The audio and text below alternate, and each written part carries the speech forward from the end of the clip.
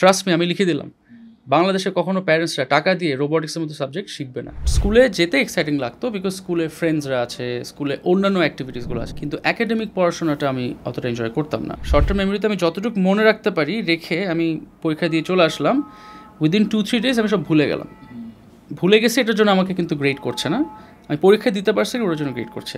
আমি এমন একটা এডুকেশন সিস্টেমটাই ডেভেলপ করতে যাচ্ছি, কারণ আমরা এখনও যে টপিকই শেখাই না কেন, why are we doing so well, বাচ্চারা শিখতেছে কেন এত ভালো? The main reason is not that we are teaching robotics or coding, মেথডটাই হচ্ছে আমাদের মেইন প্রোডাক্ট। একটা এন্টারপ্রেনার জার্নিতে অনেক ধরনের ফ্রাস্ট্রেশন থাকে, সো কি ধরনের চ্যালেঞ্জ আপনি ফেস করেছেন? বিকজ আমার মেইন মডেলটা তো হচ্ছে অল্টারনেটিভ স্কুলিং। ওদের প্যারেন্টসরা ভাবছে যে এটা একাডেমিকলি অত হেল্প করছে না, বাট আমি জানি যে বাচ্চাটা কত শার্প, কত ফাস্ট সে গ্র্যাস্প করে, বা কোনোভাবে যদি আমি ওই বাচ্চাটাকে রিটেন করে সকাল থেকে দুপুর রাখতে পারতাম, মানে not just after school but পুরো দিন রাখতে পারতাম, ও হয়তো ওয়ান অফ দ্য টপ হয়তো ইঞ্জিনিয়ার্স বা টপ হয়তো সায়েন্টিস্ট হয়ে যেত।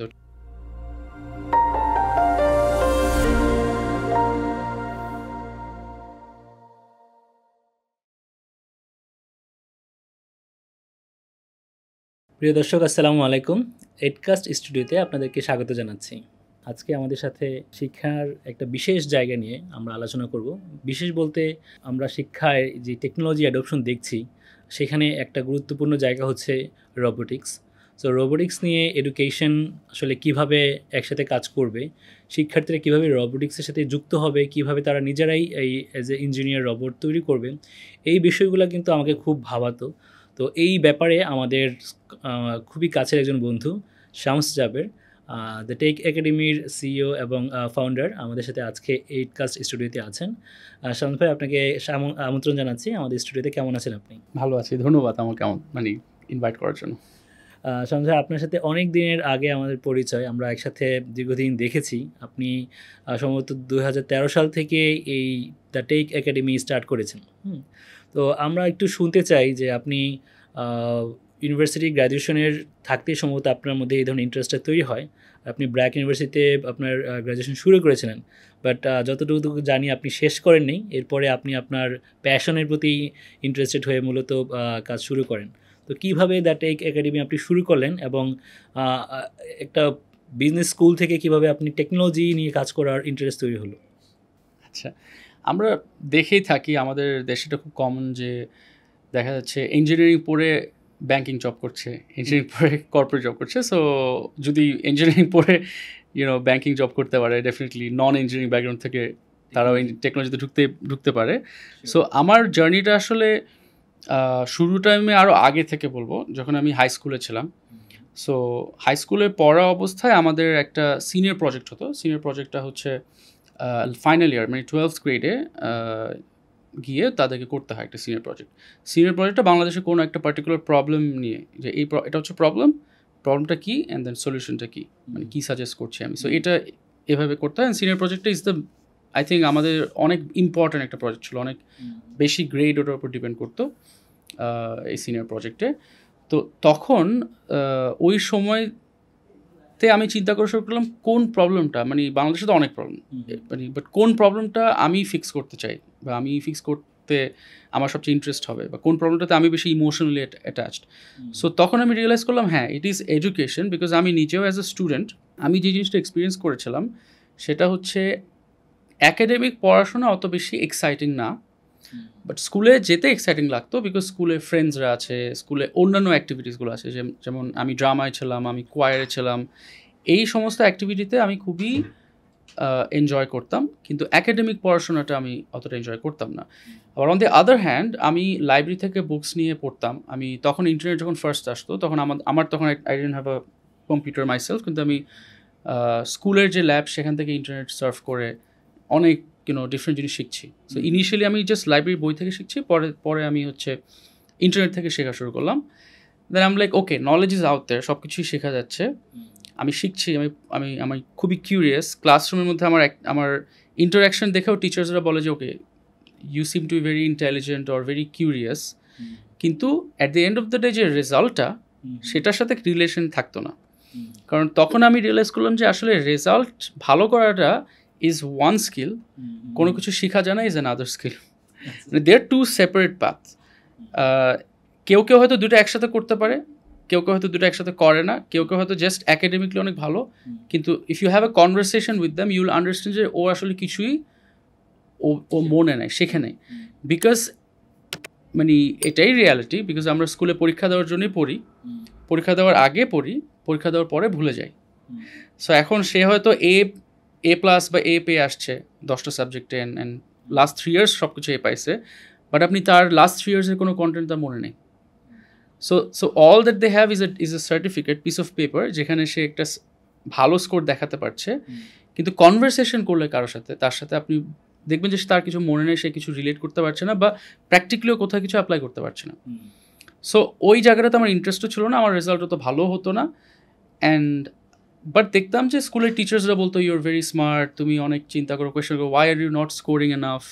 বা আমি বই পড়ছি, আমার প্যারেন্টসরা দেখছি আমি লাইব্রেরিতে এনে বই পড়ছি, আমি কিউরিয়াস, আমি ইটস নট লাইক আমি লেখাপড়া করছি না, আমি ফ্রেন্ডদের সাথে আড্ডা মারছি, তা না, আমার ওরকম ফ্রেন্ডসও ছিল না। সিস্টেম আপনাকে আপনার ইন্টারেস্টটাকে মানে মেজার করার মতন কোনো আসলে প্রক্রিয়া রাখে নাই। তারা যেহেতু একাডেমিক্যালি গ্রেডগুলো শুধুমাত্র সাবজেক্ট কেন্দ্রিক, সো আউটার নলেজ বা আপনার ইন্টারেস্টকে অ্যাড্রেস করার মতন কোনো জায়গা আসলে ওখানে ছিল। It's not only about outer knowledge, subject কেন্দ্রিকও, ঠিক আছে। সে আমাদের সাইকোলজি একটা টপিক ছিল, আমাদের বায়োলজি টপিক ছিল। এই টপিকগুলো, যে কোনো টপিকে আপনি চিন্তা করেন, সব কিছুই শেখাবে অন দ্য সারফেস। যে আমার পরীক্ষায় 20টা ফ্যাক্ট মনে রাখতে হবে, চ্যাপ্টার থাকবে 20টা, প্রতিটা ভিতরে অনেক ফ্যাক্ট আছে, অনেক ডেট আছে, এগুলো মনে রাখতে হবে, মনে রেখে আমাকে এক্সামে লিখতে হবে। এক্সামের পর আমার মনে আছে কি না এটা ডাজন্ট ম্যাটার, এক্সামের পর আমি ভুলে গেলাম কি না। অ্যান্ড অলসো সাইকোলজিক্যালি আমাদের ব্রেইন এত বেশি ডেটা রাখতে পারে না, যতটুকু ডেটা আমরা রেখে পরীক্ষায় দিই ওটাকে বলে হচ্ছে শর্ট টার্ম মেমোরিতে রেখেই আমি দিচ্ছি। আমার লং টার্ম মেমোরিতে সেটা যাচ্ছে না। শর্ট টার্ম মেমোরিতে আমি যতটুকু মনে রাখতে পারি রেখে আমি পরীক্ষা দিয়ে চলে আসলাম, উইদিন 2-3 ডেজ আমি সব ভুলে গেলাম। ভুলে গেছে এটার জন্য আমাকে কিন্তু গ্রেড করছে না, আমি পরীক্ষা দিতে পারছি ওটার জন্য গ্রেড করছে। So it's not just non academic subject, it's academic যে সাবজেক্টগুলো সেগুলো, সেটা সায়েন্স হোক, সেটা ম্যাথস হোক, সেটা বাংলাদেশ হিস্ট্রি হোক অথবা আমেরিকান হিস্ট্রি হোক, জিওগ্রাফি হোক, যেই টপিকই হোক না কেন, personally I use to be a deep thinker and a curious person. আমি ডিপ চিন্তা করতাম, একটা টপিক আমাকে ইন্ট্রোডিউস করলো, আমি ওটার ব্যাপারে কোয়েশ্চেন করে ডিপ যেতে চাইতাম। অতটুকু ডিপ পরীক্ষার জন্য যাওয়া প্রয়োজন ছিল না, কিন্তু অনেক কিছু মনে রাখাটা প্রয়োজন ছিল। সো এই হোল জিনিসটা থেকেই আমি আমার হাই স্কুল যে সিনিয়র প্রজেক্ট সেটাতে ডিসাইড করলাম যে এডুকেশন নিয়ে আমি একটা থিসিস প্রজেক্ট করবো, যেটা আমাদের মেইনলি সিনিয়র প্রজেক্ট ছিল। সো সেটা আমি প্রেজেন্ট করলাম। আমার আইডিয়াটা ছিল যে আমি একটা অল্টারনেটিভ এডুকেশন প্রোগ্রাম লঞ্চ করতে চাই, নট রোবটিক্স ও টেকনোলজি, এটা ছিল কমপ্লিটলি একটা অল্টারনেটিভ এডুকেশন। এখানে যে কোনো topic, it can be journalism, it can be geography, it can be psychology, maths, physics, chemistry, যেটাই হোক। একটা স্কুলে যেরকম সব সাবজেক্ট থাকে ওরকম সব সাবজেক্টই থাকবে, but we will have a different curriculum. মানে এটা আমার আইডিয়া ছিল আর কি তখন শেষ সময়, মানে ডিফারেন্ট কারিকুলাম। এটা এরকম না যে কোনো মানে কেমব্রিজ কারিকুলাম ফলো করবো, বা আইবি কারিকুলাম ফলো করবো, বা American north American curriculum follow করবো, বা বাংলাদেশ যে বোর্ড কারিকুলাম সেটাও না। আমি নিজে থেকে একটা কারিকুলাম ডিজাইন করতে চাই। অ্যান্ড বিকজ ওই সময় আমি অনেক রিসার্চ করে দেখলাম যে অনেক এডুকেশন এক্সপার্টসরা বলছে, যেমন জন জে মেডিনা, তারপর আপনার স্যার কেন রবিনসন, সবাই বলছে যে it's really backdated, American education system is backdated, ওরা ওটা নিয়ে ক্রিটিসাইজ করছে, আর বাংলাদেশের সিস্টেম তো এমনিতেই ওই হিসাবে পিছানো। So that was my senior project, ওখান থেকে আমার প্যাশনটা শুরু। Then I went into BRAC. আর ব্র্যাক ইউনিভার্সিটিতে যাওয়ার পর যখন আমি একটা পয়েন্টে গিয়ে দেখলাম যে মানে আমার ফার্স্টে ইউনিভার্সিটিতে যাওয়ার প্রতি ইন্টারেস্ট ছিল না, আমি চাচ্ছিলাম অনলাইনে পড়তে। আমার গ্র্যাজুয়েশন যখন হয়, হাই স্কুল গ্র্যাজুয়েশন, ওখানে এটা ডিক্লেয়ার করা হয়, সবাই বলছে যে কেউ আইবিএতে যাবে, কেউ অস্ট্রেলিয়ান কোনো ইউনিভার্সিটি যাবে, কেউ ইউকে কোনো ইউনিভার্সিটি, কেউ আমেরিকান ইউনিভার্সিটি। আমারটা যখন আসে তখন মানে যিনি রিড করছে উনি বলছে Shams Jaber plans to study online. So everyone was like what is online education. তখন খান একাডেমি ফার্স্ট আসে। সো 2010-এ যখন এটা অ্যানাউন্স করা হলো যে আমি অনলাইনে পড়বো, because I was seeing যে হার্ভার্ড বলি আমি, অথবা offering courses online and it's free, তো I was like আমি ওটা করবো। কিন্তু দেন আমি সোশ্যাল প্রেশারে আই ওয়েন্ট টু ব্র্যাক। আমি ওখানে বিজনেস পড়লাম। বিজনেস পড়ার পিছনে রিজন ছিল I wanted to pick a topic যেটা সবচেয়ে কম সময় লাগে। সো জাস্ট এমন একটা সাবজেক্ট যেটার পিছনে অনেক টাইম চলে যায় না, যেটা আপনি যদি দেখেন সে আর্কিটেকচার যারা পড়ে তাদের টাইম হয় না, ট্রিপল যারা পড়ে তাদের কোনো টাইমই থাকে না হাতে, এত অ্যাকাডেমিক পড়াশোনার pressure. So I didn't want to continue that whole academic pathways. আমি চুজ করলাম এমন কিছু যেটা হচ্ছে কম সময় লাগে। সো ওইটা যাওয়ার পর আমি দেখলাম যে আফটার 3 years আমি যখন কন্টিনিউ করলাম, আমি দেখলাম যে আমি তো অ্যাকচুয়ালি কিছু শিখছি না। মানে even in business it's not say for example teaching me entrepreneurship, আপনার it teaches you how to be a small part of a large organisation. এটাই হচ্ছে ইউজুয়ালি বিজনেস স্টাডিজে শেখায়। Not how to start something of your own, not how to say sell something, বা কীভাবে একটা জিনিস marketing করতে হয় তা না। How to be a small executive in a marketing organisation, যেখানে আমাকে টাস্ক দেওয়া হবে, আমি টাস্কটা করবো। রিলেট করতে পারছিলাম না টু রিয়েল ওয়ার্ল্ড। তখন আমার অ্যাট দ্য সেম টাইম আমি হচ্ছে ব্র্যাকে যে রোবটিক্স ক্লাব ছিল, so BRAC is one of the first university যেখানে রোবটিক্স অ্যাজ এ ক্লাব শুরু করে ইউনিভার্সিটি লেভেলে। কারণ কোনো জায়গাতেই আসলে ইউনিভার্সিটি লেভেলে রোবটিক্স তখন আসে নাই, বাট ব্র্যাকের একটা টিম তখন এশিয়া চ্যাম্পিয়ন হয়। চন্দ্রবট যে টিমটা ছিল, তখন ডক্টর খলিলুর রহমান স্যার ছিল, উনি ছিল ওটার অ্যাডভাইজার। আর few of my friends use to be in that club, মানে তারা ইনভলভ ছিল। তো আমি জানতে পারি, and then I started visiting the lab. আমি রোবটিক্সের প্রতি আমার ইন্টারেস্ট ছিল আগে থেকে ছিল, আমার হাই স্কুল থেকেই টেকনোলজির প্রতি ইন্টারেস্ট ছিল। দ্য রিজন আমি পড়তে চাইতাম না, বিকজ আমি একাডেমিক পড়াশোনা ভালো লাগতো না। সো তখন আমি রোবটিক্স ক্লাবে যাওয়া শুরু করি। I think I was the only মানে স্টুডেন্ট যারা হচ্ছে ধরেন ট্রিপলি বা সিসিতে না, যে রোবটিক্স ক্লাবে আসছি। আর পরে পরে মেবি আরও একটা দুটো ইউনিভার্সিটিতে রোবটিক্স ক্লাব শুরু হয়। সো ওখান থেকে আমি যখন ফার্স্ট শিখি, ওই মোমেন্টে আমি হচ্ছে ড্রপ আউট করি। তখনও প্ল্যান ছিল না আমি রোবটিক্স নিয়ে কিছু করব, বাট আমি ডিসাইড করি যে আমার তো শিখছি না কিছু, I am not learning much, আর আমি টাইমটা দিয়ে যাচ্ছি, আবার ফাইন্যান্সিয়ালিও কন্ট্রিবিউট করতে হচ্ছে। সো সব মিলে ইট wasn't becoming a good equation. এই জায়গাটা খুব ইন্টারেস্টিং। আপনি যেটা বলেন, এটা কোন ইয়ারে আপনি, মানে 2013 আপনি ইউনিভার্সিটি কোন ইয়ারে ছিলেন? Second year? না, আমি তখন একবারে থার্ড ইয়ারে। সো একটা ইউনিভার্সিটি স্টুডেন্ট, সে রিয়েলাইজ করছে যে আমি কিছু শিখছি না ইউনিভার্সিটি থেকে। সো এই যে টাইম স্পেন্ড করে যাওয়া, আমাদের দেশে তো এই মুহূর্তে হায়ার এডুকেশনে ধরেন অলমোস্ট 20 লাখ স্টুডেন্ট অ্যারাউন্ড হয়তো বা বিভিন্ন ইউনিভার্সিটি কলেজে পড়ছে। ডু দে রিয়েলি রিয়েলাইজ যে তারা এই সময়টা ইউজফুলি আসলে, মানে তারা কাজে লাগাচ্ছে কিনা, তাদের সময়টা কাজে লাগছে কিনা, তারা শিখছে কিনা, নাকি শুধু টাইম পাস করে যাচ্ছে? That is a very good observation at that point. So kudos to you. So এরপরে কী হলো? সো হ্যাঁ, আমি জাস্ট এটা যদি ইলাবোরেট করি, আসলে শিখাটা অ্যাকাডেমিকলি হয় না, দ্যাটস দ্য বিগ প্রবলেম। ইউনিভার্সিটির একটা বড় ফাংশন হচ্ছে অনেক ইয়াং পিপলকে একসাথে আনা, আর অনেক ইয়াং মেন্টরসদেরকে একসাথে আনা, বিকজ ওখানে যে প্রফেসর্স লেকচারার্স তারাও ছিল। সো আমার শেখাটা কিন্তু হচ্ছিল ফ্রম মাই টিচার্স, যখন তারা নন অ্যাকাডেমিক জিনিসপত্র বলতো। আমি মার্কেটিংয়ের অনেক ইন্টারেস্টিং কনসেপ্ট শিখেছি, যেটা আমার তখনকার মার্কেটিং টিচার বলেছিল, যেটা বইয়ের কন্টেন্ট ছিল না। ঠিক আছে? সো আমি তখন, and then also the lab, যেমন আমি ইউনিভার্সিটি থাকতে তো রোবটিক্স শিখেছি, বাট সেটা ল্যাবে গিয়ে ক্লাব হিসাবে, নট পার্ট অফ, আমি তো ট্রিপল ইউ স্টুডেন্টই না, রাইট? সো এই জিনিসটাই যে আমাদের ইয়াং পিপলরা যারা খুব বেশি ফোকাসড হয় অন অ্যাকাডেমিক্স, যে ভালো রেজাল্ট করবে, তারা আসলে রিয়েলাইজ করতে পারছে কিনা যে they are not able to remember. Because একটা কথা টনি ওয়াগনার বলেছে, হার্ভার্ড ইউনিভার্সিটির প্রফেসর, যে knowledge is like air, it's like water, it's a commodity. It doesn't matter how much you know, what matters is what you can do with what you know. আমি first of all যেটা শিখছি ওটা তো ভুলেই যাচ্ছি, নলেজটাই আমার নাই, মনে থাকতেছে না এক্সামের পর। সেখানে আমি ওই নলেজটা অ্যাপ্লাই করছি কোথায়, এই লেভেলের চিন্তা ইয়াং পিপলরা যদি করে, দে মাইট রিয়েলাইজ যে অ্যাকাডেমিক পড়াশোনা থেকে they are not benefited as much. কিন্তু এর বাইরে তখন তারা কিছু করে, কোনো প্রজেক্ট করতেছে, কোথাও কম্পিটিশনে পার্টিসিপেট করছে, বা লেকচারের সাথে আলাদা একটা রিলেশনশিপ বিল্ড করে তার সাথে কনভারসেশন করছে। বিকজ যারা লেকচারার, they are all in some important position in their life, and say কিন্তু প্র্যাকটিক্যালি নলেজ অ্যাপ্লাই করে বেড়ায়, রাইট? সো আমি তার সাথে কনভারসেশন করলে কিন্তু অনেক কিছু শিখবো, রাইট, অ্যাজ অপোজ টু আমাকে লেকচার যদি একটা বইয়ে কি আছে ওটাই পড়ায়। So I was very curious about বইয়ের বাইরে কী দেখাচ্ছে, ওখান থেকেই শেখা যায়। সো যখন আমি ড্রপ আউট করলাম, আমার তখন এক্স্যাক্টলি আইডিয়া ছিল না যে আমি কী করবো, but my decision was I want a break.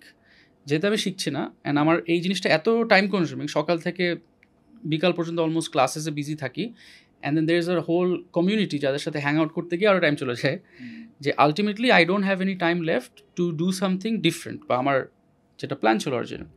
So I needed a semester break. সো আমার কাছে প্রথম আমার মাইন্ডসেট ছিল আমি ড্রপ আউট করে ব্যাক করবো না। I told my family, I told my relatives যে আমি সেমেস্টার ব্রেক নিয়েছি, কারণ আমি জাস্ট ব্রেক চাই। সো আমি ব্রেকটা নিলাম, অ্যান্ড ব্রেকের সময় আমি 1.5 মাস গেল। আমি জানুয়ারিতে ব্রেক নিই 2013-এর, অ্যান্ড ফেব্রুয়ারির 12 তারিখে গিয়ে আমার মাথায় আইডিয়াটা আসে। বাট এর আগে আমার 1.5 মাস টাইম ছিল, জাস্ট কিছু করছিলাম না। বাট ওই টাইমটা was very important for me, because যখন আমরা সবাই বিজি থাকি, আমরা সবাই আমাদের কেউ ফুল টাইম জব করি, but full time job enjoy করি না, আমরা কেউ হচ্ছে স্কুল বা ইউনিভার্সিটি থেকে এনজয় করি না। এই গ্যাপটা নেওয়াটা I think is a very essential thing.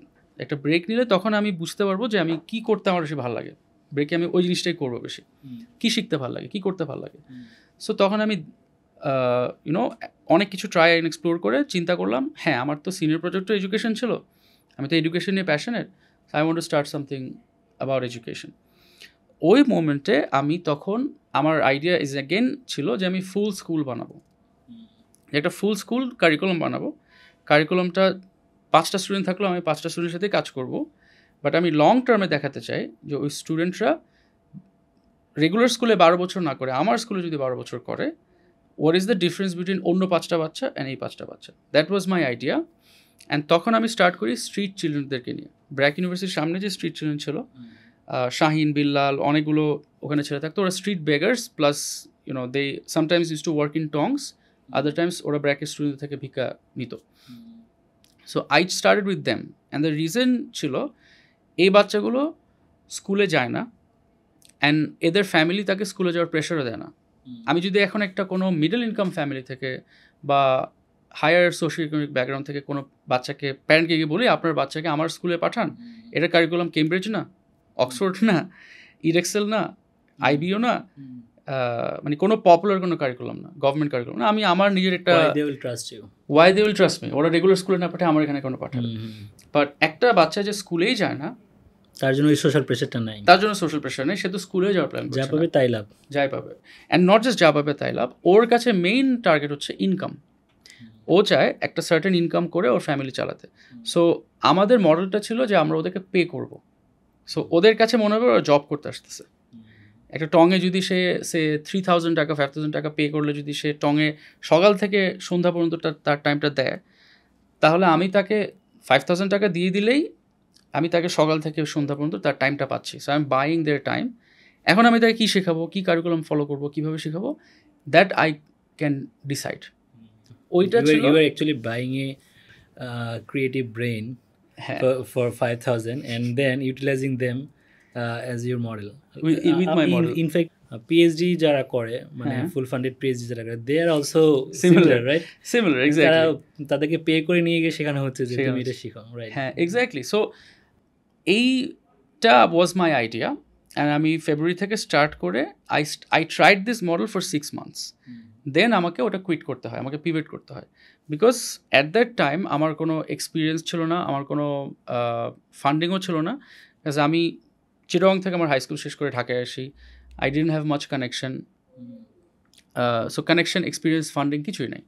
So আমার জন্য প্রতি মাসে এই ফান্ডিংটা জোগাড় করা, বাচ্চাদেরকে পে করার, নট জাস্ট বাচ্চাদের পে করার, আমার তো ওভারহেড কস্ট থাকে, আমার স্পেসের কস্ট আছে, মেটেরিয়ালস কস্ট আছে, and I don't come from a very wealthy background either. So আমার কোনো ক্যাপিটাল ছিল না স্টার্ট করে, আমি টিউশনি করে যে টাকাটা কামাতাম জমাতাম ওটা দিয়ে করছিলাম। So it was very difficult to continue this, and একটা পয়েন্টে গিয়ে I think June or July থেকে আই হ্যাড টু পিভট। আমি তখন ডিসাইড করি যে আমি এই আইডিয়াটা নিয়ে এখন ফার্দার কাজ আমি করতে পারছি না, although I believe this is the model, কিন্তু এটা আমার পক্ষে পসিবল না। আই নিড ওই বাচ্চাগুলোকে যাদের প্যারেন্টসরা পে করতে পারে, যাতে অ্যাটলিস্ট আই ক্যান আমার মডেলটা আমি সার্ভাইভ করতে পারি। ওই মোমেন্টে আমি শিফট করে আমি যখন স্টার্ট করি তখন আই অলসো ডিসাইড যে এরকম ফুল স্কুল তো দিবে না, যারা পে করবে তারা সকাল থেকে বিকাল পর্যন্ত বাচ্চাদের রাখবে না, so we have to make it after school. After school যাই, আফটার স্কুলে গিয়ে আমি 5টা টপিক আনি। ফিজিক্স ছিল, সাইকোলজি ছিল, তখন রোবোটিক্স ছিল, ম্যাথস ছিল, অ্যান্ড আই থিঙ্ক আরেকটা টপিক ছিল which could I don't exactly remember, তখন এটা অনেক আগের ব্যাপার। সো টোটাল 5টা ডিফারেন্ট টপিক ছিল, অ্যান্ড এই 5টা টপিক আমি যখন অফার করি তখন আমি দেখলাম যে nobody was still enrolling enroll করছিল না, বাট একটা টপিকে সবার বেশি ইন্টারেস্ট হচ্ছিল, রোবটিক্স। বিকজ এটা কিছু প্যারেন্টদের কাছে was looking very fascinating. Robotics তখন মাত্র ফার্স্ট মানে পপুলার হচ্ছে, বাংলাদেশের স্কুল লেভেলে কোথাও রোবটিক্স নাই। ইউনিভার্সিটি লেভেলে রোবটিক্স আছে মাত্র 2 থেকে 3টা ইউনিভার্সিটিতে, ক্লাবস আছে, তাও নট অ্যাকাডেমিকলি। সো এটা খুবই একটা ইন্টারেস্টিং একটা জিনিস মনে হলো। সো আমি তো প্যারেন্টদের সাথে কনভারসেশন করছিলাম তখন। সো আই রিয়েলাইজ যে ওকে, আমি চাই একটা ফুল স্কুল করতে, আমি চাই যে অনেক টপিকই শেখাতে, কিন্তু okay maybe I should focus on robotics for now and টেকনোলজিটা মেইনলি রোবটিক্স দিয়ে স্টার্ট করি। অ্যান্ড ওই সময় দেখলাম যে আমরা এনরোলমেন্ট হচ্ছে। সো ফার্স্ট ব্যাচে আমার 10 থেকে 11 জন স্টুডেন্ট ছিল যারা পে করে রোবটিক্স শিখবে। That was a big moment for me, because 6 মাস ধরে আমি ডিফারেন্ট জিনিস ট্রাই করলাম, আমি আন্ডার প্রিভিলেজদের সাথে কাজ করলাম, সার্ভাইভ করাতে পারিনি। এখন ফাইনালি কনজিউমার্সরা পে করার জন্য রেডি। ওই মোমেন্টে আই ইভেন রিমেম্বার একটা ফেসবুক পোস্ট, কেউ একজন আমাদের ব্যাপারে জেনে, তখন আমাদের নাম ছিল WNES। মানে WNES এর full form is the next education system, মানে world's next education system, because model তো এটাই ছিল। পরে আমি এটা নাম দিলাম WNES স্কুল অফ রোবটিক্স, যেহেতু রোবটিক্স হচ্ছে শুধু। তো ওই মোমেন্টে somebody posted about in Facebook, এটা অগস্ট বা এরকম মাসে। তখন আমি যেই ফ্ল্যাটে থাকতাম, আমার যে রুমমেট, সেই রুমমেট ওখানে গিয়ে কমেন্ট করে যে আই নো দিস পার্সন, সে আমার রুমমেট, সে রোবটিক্স বাচ্চাদের শেখাতে চায়। ট্রাস্ট মি, আমি লিখে দিলাম, বাংলাদেশে কখনো প্যারেন্টসরা টাকা দিয়ে রোবটিক্সের মতো সাবজেক্ট শিখবে না।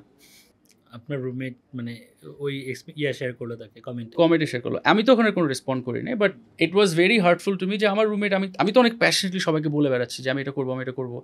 But this is another lesson for young people, যে আপনি যেটা করবেন আপনার ক্লোজ মানুষরাই বিলিভ করবেন, এবং বরঞ্চ সে আপনার ব্যাপারে নেগেটিভ কথা ওটাই বলছে যে I know this person, he is not, মানে ও যেটা বলছে সব মানে কথাটার কোনো ভ্যালু নাই।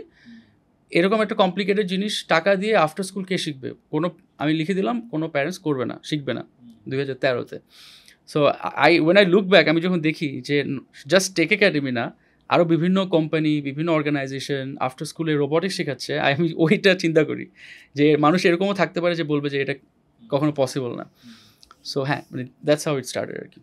So that's fascinating. আপনি যেভাবে করে মানে নিজের প্রতি আস্থা রেখে একটা সিদ্ধান্ত নিলেন, এরপরে you have got the first traction, যে কয়েকজন স্টুডেন্ট আপনাকে বা প্যারেন্টস আপনাকে বিলিভ করলো, তাদের সাথে জার্নি শুরু হলো। বাট স্টিল মানে যেটা লাস্ট বললেন যে আপনার খুব ক্লোজ একজন মানুষও আপনাকে তখন হয়তো বা অতটা ট্রাস্ট করতো না, বা আপনার ক্যাপাসিটি, আপনার ডেডিকেশনকে বিলিভ করতো না, তারপরেও হয়তো আপনি এগিয়ে গিয়েছেন। That's great. হয়তো তারা তাদের জায়গায় রয়ে গেছেন, কিন্তু আপনি তো আপনার এটা কি আপনাকে আরও ইগনাইট করেছে নিশ্চয়ই ফার্দার, যে আমি নিশ্চয়ই করে দেখাবো? কারণ কেউ তো পিছনে ধরে রাখতে চাইলে সেখান থেকে একটা প্রেরণাও আসে। নেগেটিভলি মানুষকে অনেক ক্ষেত্রে ইগনাইট করে যে আমি আসলেই ভালো করে দেখাবো না। অ্যাবসোলুটলি, আমার মনে হয় একটা জিনিস খুবই ইম্পর্টেন্ট ছিল। অনেকেই, যে কোনো কেউই ক্রিটিসিজম পেলে তার মধ্যে একটা জেদ আসে, কিন্তু জেদটা কীভাবে রিপ্লাই দিচ্ছে এটা একটা ব্যাপার আছে। দের আর 2 ওয়েজ টু রিপ্লাই। একটা হচ্ছে ইমিডিয়েট শর্ট টার্ম, একটা হচ্ছে লং টার্ম। ইমিডিয়েটটা হচ্ছে লাউড হয়, যে আমি গিয়ে ওই রুমমেটকে গিয়ে আমি ধরলাম, তাকে বকলাম, তাকে আবার বোঝানোর চেষ্টা করলাম কেন বোঝানো। আর লং টার্ম হচ্ছে কোয়াইট সাইলেন্স, আমি দেখলাম, অ্যাকনলেজ করলাম, আমি জবাব দিলাম না, এবং জবাব না দিলে কি হয়, এটা যতবারই আমার মেমোরিতে আসবে ততবারই আমার রাগ উঠবে, ততবারই আমার মধ্যে একটা জেদ আরও থাকবে। আমি জবাব দিয়ে ফেললে কিন্তু শেষ, মানে এনার্জিটা চলে গেল। অনেকটা স্টিম ইঞ্জিনের মতো, যে স্টিম ইঞ্জিন আমি যখন অনেকক্ষণ জমা রাখি তখন অনেক বড় একটা এনার্জি বের হয়। সো আমি কোনো যেহেতু জবাব দিই নাই, so my only response have to B my actions, my work.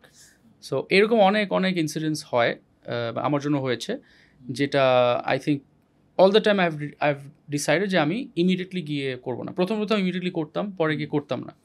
So যত বেশি এরকম ইনসিডেন্টস হতো, যত আমি ইমিডিয়েটলি হতে রেসপন্স করছি না, তত বেশি আমার কাজে আরও বেশি ফোকাস থাকতো, যে আই হ্যাভ টু ওয়ার্ক 24/7, কাজ করতে হবে আমাকে, মানে অ্যান্সার দিতে হবে। সো এইখান থেকে আপনার মানে নেক্সট জার্নিটা, যখন আপনি এই আফটার স্কুল প্রোগ্রামটা সিরিয়াসলি করা শুরু করলেন, হ্যাঁ, সো ফার্স্ট অ্যাচিভমেন্ট আপনার জন্য কি? মানে আপনার স্টুডেন্টদেরকে নিয়ে আপনি কাজ করতে করতে তারা তখন ন্যাশনাল স্কেলে, গ্লোবাল স্কেলে, মানে how you have involve with the robotics olympiad, and আমরা জানি আপনার স্টুডেন্টরা গোল্ড মেডেলিস্টও ছিল। সো ওই সময়টা আপনি ফার্স্ট রিকগনিশন কখন পেলেন? সো এর পরে রোবোটিক্স করতে করতে আমরা কিছু টপিকস অ্যাডও করি, because from WNS it became tech academy, মাঝখানে টেক স্কুল ছিল একটা সময়।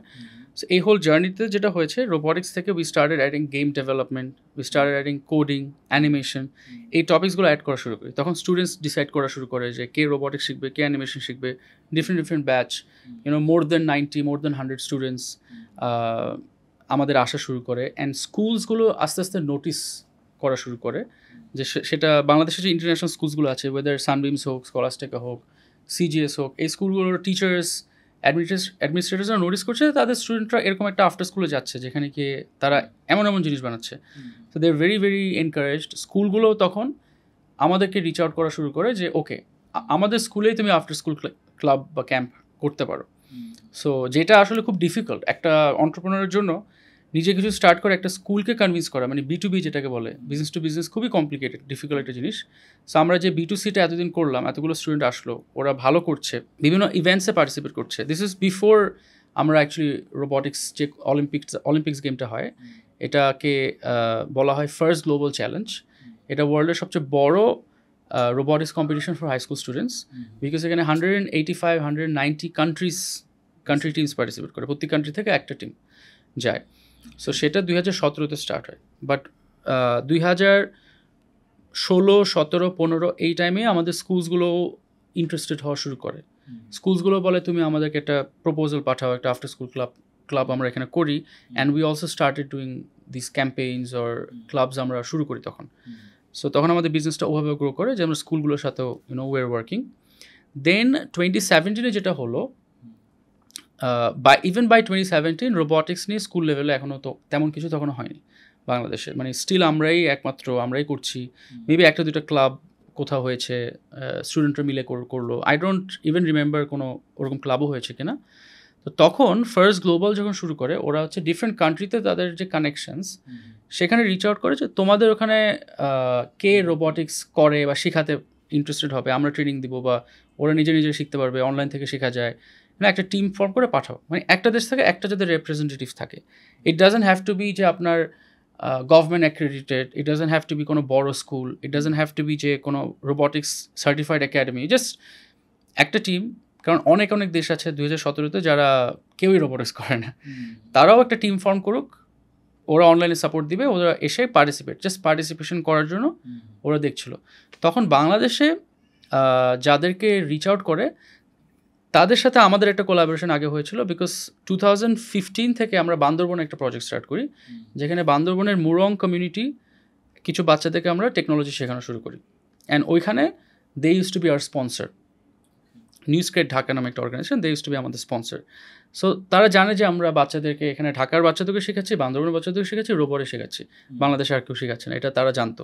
সো যখন তাদেরকে রিচ আউট করছে, অর্গানাইজাররা ভাবছে বাংলাদেশে হয়তো কেউ করে না, but they were like no, last 4 years ধরে করছে একটা organization. So first global was very eager যে হ্যাঁ, they should be the ones, তাদেরকে রিচ আউট করি। তারপর আমাদেরকে আবার অডিশন দেওয়া লাগে, আমাদের অনলাইন ইন্টারভিউতে আমাদেরকে বাচ্চাদেরকে ওদের কাজ দেখানো লাগে।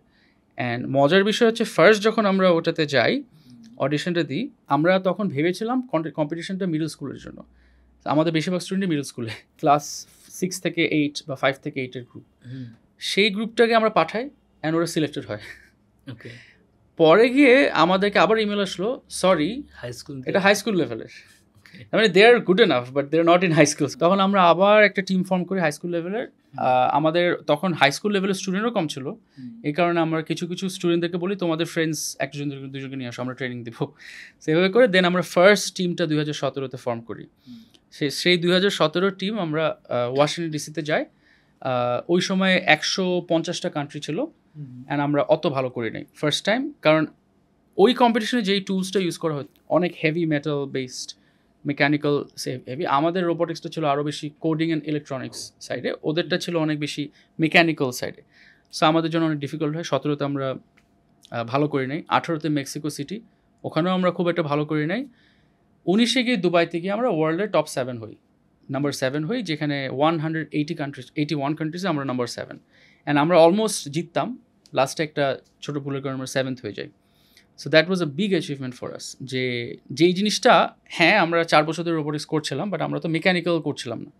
17 থেকেই আমাদের মেকানিক্যাল ইঞ্জিনিয়ারিংয়ের কনসেপ্টটা মানে এডুকেশনটা স্টার্ট করি, 17-18-19 গিয়ে আমরা ওয়ার্ল্ডে 7th হই, অ্যান্ড 20 কোভিডে ইট ওয়াজ অনলাইন, কোভিডে গিয়ে আমরা ওয়ার্ল্ড চ্যাম্পিয়ন হই, তখন আমরা গোল্ড পাই। So this was 19 and 20 both years were মানে সাকসেস ফর আস আর কি। এইটা যখন আপনারা লোকালি করছিলেন তখন তো আপনাদের নিজেদের চিন্তা চেতনা বা ওয়ার্ল্ডের যে ধরনের রেফারেন্সগুলো ছিল ওগুলোকে বেস করে আপনি রোবোটিক্স বাচ্চাদেরকে একটা এডুকেশন দিচ্ছিলেন, বাট যখন আপনি ইন্টারন্যাশনাল স্পেয়ারে গেলেন ওখানে তো সারা বিশ্বের কম্পিটিশনের মধ্যে তো অনেক ধরনের আইডিয়া নেটওয়ার্কিং হয় এবং আপনি দেখলেন যে সারা বিশ্বের ছেলেমেয়েরা কীভাবে রোবোটিক্স শিখছে বা তাদের নেটওয়ার্কটা কীভাবে তৈরি করছে। সো ওইটার পর থেকে আপনাদের এডুকেশন বা আপনাদের কারিকুলামে কী ধরনের রিফর্ম আসলে আসলো বা কী ধরনের অ্যাডভান্স জিনিস আপনি ইনক্লুড করলেন? অনেক কিছুই তো অনলাইনে পাওয়া যায়, বাট ইন পার্সন দেখলে যেটা হয়, যেরকম দুটা এরকম সার্চ প্ল্যাটফর্মস যেটা থেকে আমি অনেক কিছু দেখি, একটা ছিল গশ আর একটা ছিল ফার্স্ট গ্লোবাল। গশ হচ্ছে gathering for open science hardware, যেটা চিলিতে একটা কনফারেন্স হচ্ছিল, অ্যান্ড মোস্ট লাইকলি আমি বাংলাদেশ থেকে গিয়েছিলাম একমাত্র। সো ওই কনফারেন্সেও আমি অনেক hardware engineers open source hardware নিয়ে কাজ করছে, বায়ো হ্যাকিং মানে আপনার যেটা হচ্ছে জেনেটিক্স নিয়ে যে ক্রিসপার ছোটো ছোটো কিট এগুলো নিয়ে কাজ করছে। I was like just mind blown যে হোয়াট অ্যাকচুয়ালি হচ্ছে দেশের বাইরে।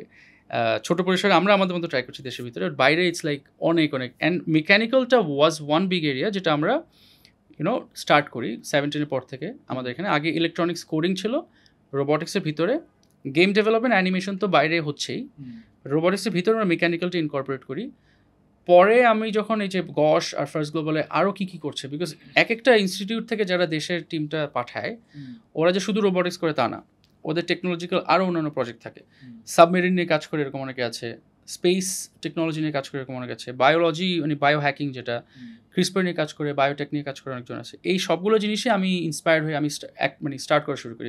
We did our own bio hacking workshops, যেখানে বাচ্চাদেরকে আমরা ডিএনএ কীভাবে এক্সট্র্যাক্ট করতে হয়, হিউম্যান স্যালাইভা থেকে ডিএনএ কীভাবে এক্সট্র্যাক্ট করতে হয়, ছোটো ছোটো ছোটো কিছু মডেলস মানে মেশিনস থাকে বায়ো হ্যাকাররা ইউজ করে, যেগুলো হচ্ছে বড় বড় বায়োটেক ল্যাবসে থাকে, বাট ওগুলো চিপার ভার্সনগুলো বাসায় গিয়ে আপনি করতে পারবেন। এটাকে that's essentially what biohacking is. সেগুলোর ওয়ার্কশপ করি, আইওবিতে করি, ব্র্যাকে করি, আমাদের জায়গাতে করি।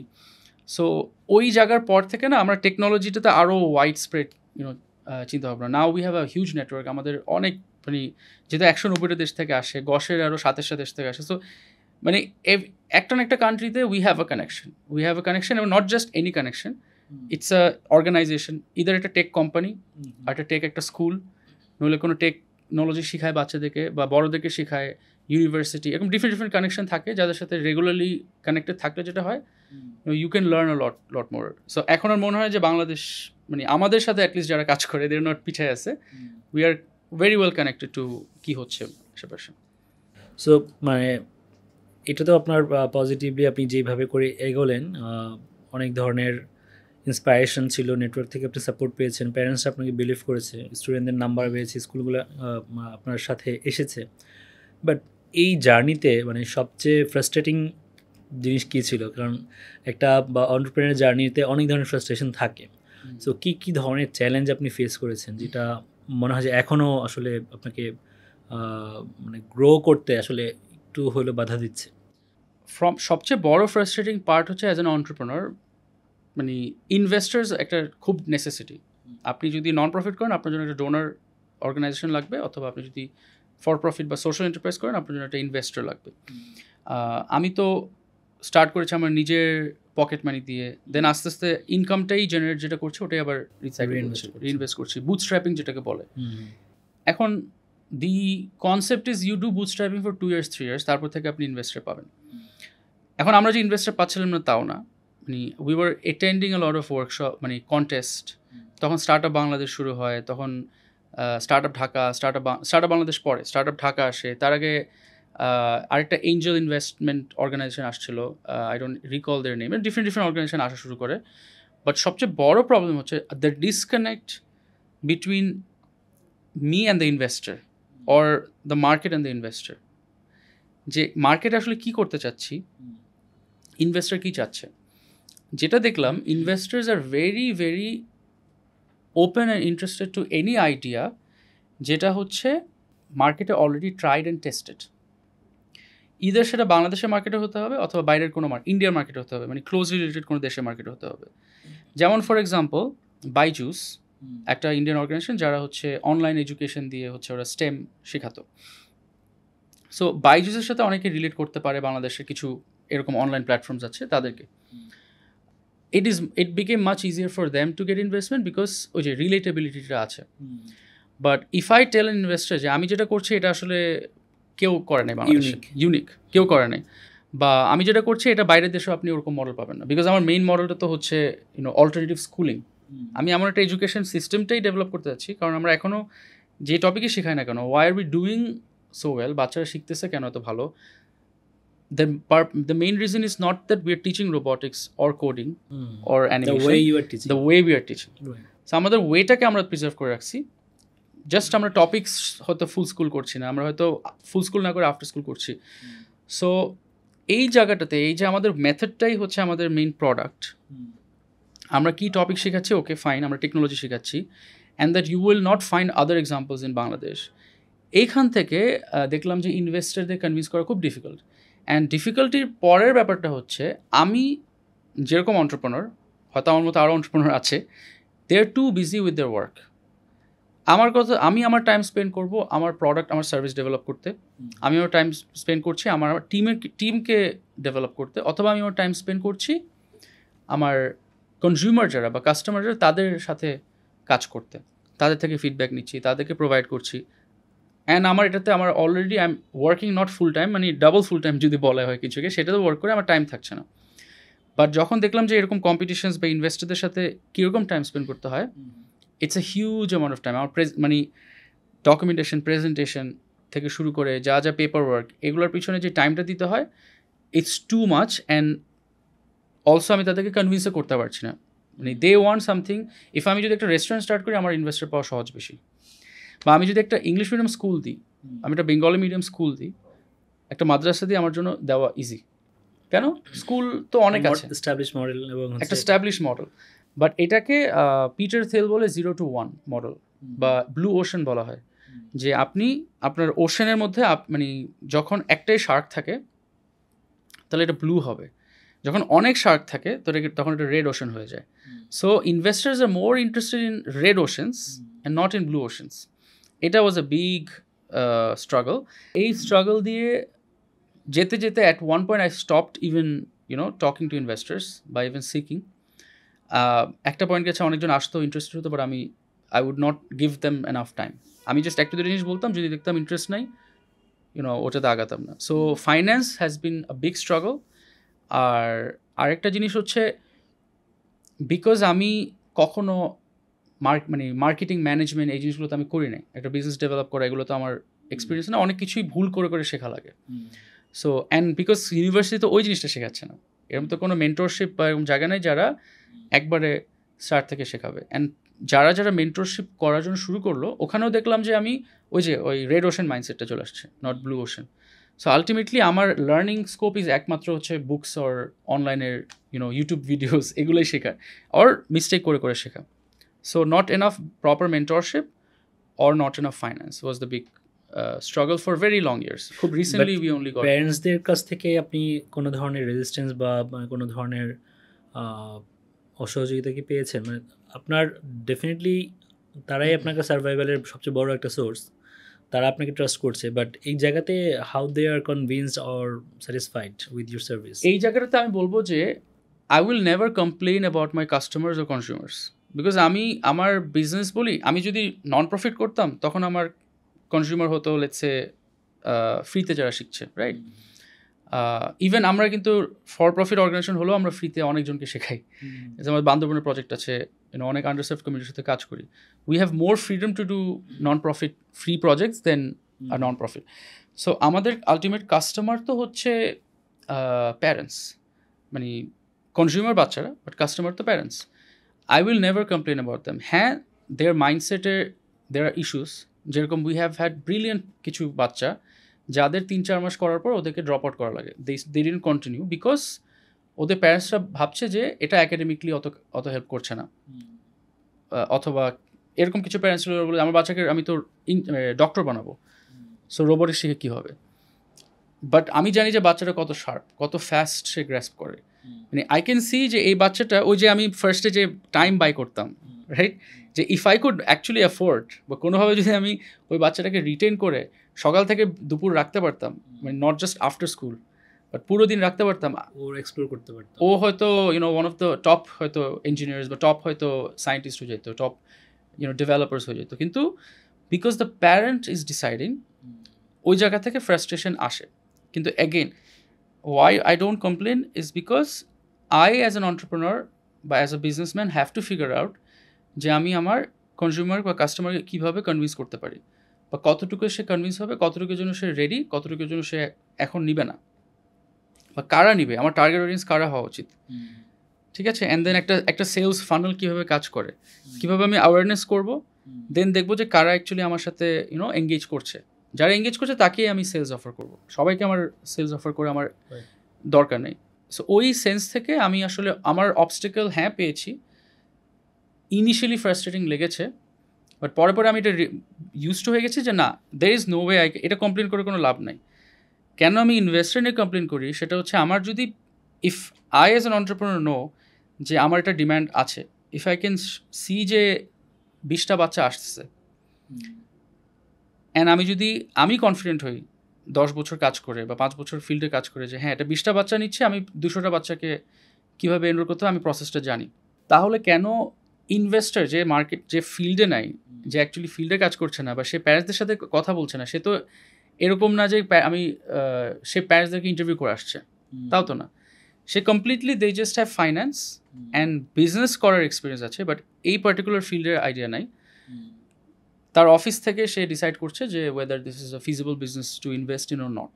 That is more frustrating to me. আমার কথা হচ্ছে if you want to invest, একটু টাইম দিয়ে go and see the market, go and test the market. আমাদের ক্লাসরুমগুলোতে বসে you observe the classes, talk to the parents, ঠিক আছে। দরকার হলে ডু আ 6 month শ্যাডো, আমাদের সাথে 6 মাস কোনো টাকা দিতে হবে না, জাস্ট স্টে উইথ আস, আমরা আমাদের কাজ করবো, just study us, then you understand. ওই জায়গাটা থেকে বাংলাদেশের যে investor, whether they Bangladeshi or foreign investor যারা বাংলাদেশ আসছে, ওইখানে আমার particular field, not other fields, there are other fields যেখানে অনেক ইনভেস্টমেন্ট পায়। আমার ফিল্ডের ব্যাপারে আমার কমপ্লেনটা ছিল কনজিউমার কাস্টমার দিয়ে আমার কমপ্লেন নাই, because I know my way to convince them and I know who to convince. আমি জানি যে এই প্রোডাক্ট, এই সার্ভিসটা আফটার স্কুলটা এই বাচ্চার জন্য, বাট এই প্যারেন্টটা তার বাচ্চাকে একটা 15 ঘন্টা পার উইক প্রোগ্রামে ভর্তি করাবে। সো আমি যে 15 ঘন্টা করাবে তাকে 15 ঘন্টাটা প্রপোজ করছি, যে 2 ঘন্টা করাবে তাকে 2 ঘন্টা প্রপোজ করছি, যে 2 ঘন্টাও করাবে না তাকে আমি একটা ফ্রি ওয়ার্কশপে নিয়ে আসছি। সো আমার টার্গেট অডিয়েন্স বুঝে বুঝে আমি ডিফারেন্ট প্ল্যান করতে পারবো। That's really excellent. আপনি মানে প্যারেন্টসদেরকে তো ওই ধরনের অফারিং করছেন, বাট রিসেন্টলি আমি যেটা দেখছি যে আপনি স্কুলের সাথে একটা পার্টনারশিপে কাজ করছেন, কিছু স্কুলকে সরাসরি টেক একাডেমির যে কারিকুলামটা আপনারা তৈরি করছেন for robotics and other things, তো ওইটা আপনি করছেন। তো এখানে আপনাকে আমি দুইটা প্রশ্ন করতে চাই যে এই স্কুলগুলোর সাথে আপনি আসলে কী করছেন, সেটা কত মানে মেয়াদি প্রোগ্রাম, মানে এটা কি ইয়ার লং প্রোগ্রাম কিনা, নাকি short term program like any other clubs, and what are things you are offering to them, like মানে এটা কি শুধু রোবোটিক্স নাকি অ্যাসোসিয়েটেড অন্য কোনো স্কিলস যেগুলো বাচ্চাদেরকে আসলে জানা জরুরি। যেমন আমার অনেক প্যারেন্টস জিজ্ঞেস করে যে তারা এআই যেহেতু একটা বাজ, এক ধরনের হাইপ তৈরি হয়েছে, এআই নিয়ে বাচ্চাদেরকে কোত্থেকে শেখানো শুরু করবে, কিংবা প্রোগ্রামিং ল্যাঙ্গুয়েজ শিখতে চায়, পাইথন শিখতে চায়। তো এই জায়গায় আপনারা আসলে একটা স্কুলকে কী প্যাকেজ আসলে প্রোভাইড করেন, হ্যাঁ, যদি স্কুল আপনার সাথে পার্টনারশিপ করতে চায় to understand and learn about this things. So আমাদের স্কুলসদের সাথে ওয়ার্ক করার জার্নি তো অ্যারাউন্ড 16-17 থেকে 2016-17 থেকে শুরু হয়। তখন স্কুলগুলোকে আমরা আফটার স্কুল ক্লাবসই প্রোভাইড করতাম। সো ইদার বাচ্চারা পে করতো ডিরেক্টলি, মানে প্যারেন্টসরা, অথবা স্কুল পে করতো, মানে ওর প্যারেন্টসদের থেকে টাকাটা স্কুল নিয়ে আমাদেরকে, তো যেভাবে হোক ইট ওয়াজ জাস্ট আফটার স্কুল, উইকে একটাই মাত্র দিন 1 ঘন্টা এভাবে হতো। অ্যান্ড যখন কিছু কিছু সময় 3 মাসের হতো, কিছু কিছু সময় ইয়ার লং হতো, এভাবে স্টার্ট হয়। পরে পরে Scholastica school and Aurora school, যারা ফার্স্ট দুটো স্কুল, ওরা হচ্ছে আমাদের সাথে বসে এবং তারা প্রপোজ করে মেইন স্ট্রিম করার, হ্যাঁ, যেটা মেইন ক্লাসরুমে একটা কারিকুলাম করা যায় কিনা, এটা একটা ম্যান্ডেটরি ক্লাস হবে সাবজেক্টের মতো, অ্যাজ আ সাবজেক্ট। এবং তাদের অলরেডি একটা আইটি বা মিডিয়া সাবজেক্ট থাকে, টেক অ্যান্ড মিডিয়া সাবজেক্ট, যেটা ইউজুয়ালি কেমব্রিজ যে কারিকুলাম ফলো করে, অরোরা করে আইবি কারিকুলাম, আর স্কলাস্টিক করে কেমব্রিজ কারিকুলাম। এবং স্কুলও রিয়েলাইজ করলো যে ওই কারিকুলামগুলো একটু ব্যাকডেটেড। ওখানে এখনও শেখায় যে স্কাইপ কল করতে কি ডিভাইস লাগে, ওয়েদার স্কাইপ প্রবাবলি থাকবেই না কয়েকদিন পরে, হ্যাঁ বন্ধ করে দিবে, এটা ছিল। তারপর হচ্ছে মাইক্রোসফট টুলসগুলো শেখায়, মাইক্রোসফট ওয়ার্ড শেখায়, এক্সেল শেখায়, যেখানে বাচ্চারা are capable of much more. So এইটা তারা রিয়েলাইজ করাতে then like okay we'd love to do it. So আমাদের প্রায় 1.5 থেকে 2 বছর সময় গেছে, কারণ আমরা তো খালি আফটার স্কুলে কাজ করতাম। একটা স্কুল কারিকুলাম ইজ প্রতি সপ্তাহে অ্যাটলিস্ট 2টা থেকে 3টা ক্লাস পাবে, and it's mandatory for all the students. এটা আমি শুধু স্পেশাল যারা টেকনোলজি বেশি বুঝে তারা না, আমাকে ডিজাইন করতে হবে সবার জন্য, সবার জন্য। যারা টেকনোলজিক্যালি কম বুঝে বা পারে কম, তারাও যেতে পারে। ইটস নট ইন্টারেস্ট বেসড, এটা হচ্ছে মোটামুটি mandatory. And it's a huge scale. স্কলাস্টিকায় আপনার টোটাল স্টুডেন্ট নাম্বারই হচ্ছে আই থিঙ্ক মোর দেন 5,000-এর মতো স্টুডেন্টস। সো এত বড় স্কুল, অরাতেও আরও স্টুডেন্ট আছে। সো এতগুলো স্টুডেন্টকে টার্গেট করে একটা কারিকুলাম বানানো, যেটা গ্রেড 1 থেকে গ্রেড 8 ফর স্কলাস্টিকা, অরাতে গ্রেড 1 থেকে grade 10। We are called tech academy because আমরা আরও টেকনোলজিক্যাল কনসেপ্ট মানে টপিক্সে ঢুকাচ্ছি।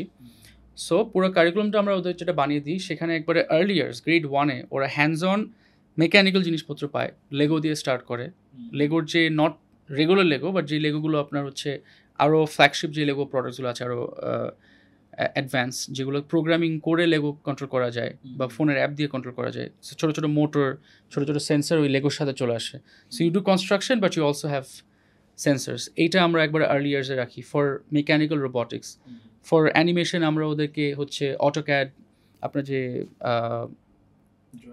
ড্রয়িং যে টুলটা আছে ফর ফোন মানে ট্যাবসের মধ্যে ওরা এটা করছে। কোডিংয়ের জন্য ওরা ট্যাব দিয়ে হচ্ছে একটা বেসিক কোডিং শিখছে, স্ক্র্যাচ শিখছে, আবার রিটেন কোডও শিখছে। সো একবার আর্লি অনস থেকে স্টার্ট করে গ্রেড 1, গ্রেড 2, গ্রেড 3, গ্রেড 4-এ গিয়ে আরডুইনো আসছে, আবার রেভ মেকানিক্যাল যেটা আমরা ফার্স্ট গ্লোবালে ইউজ করি সেটা আসছে।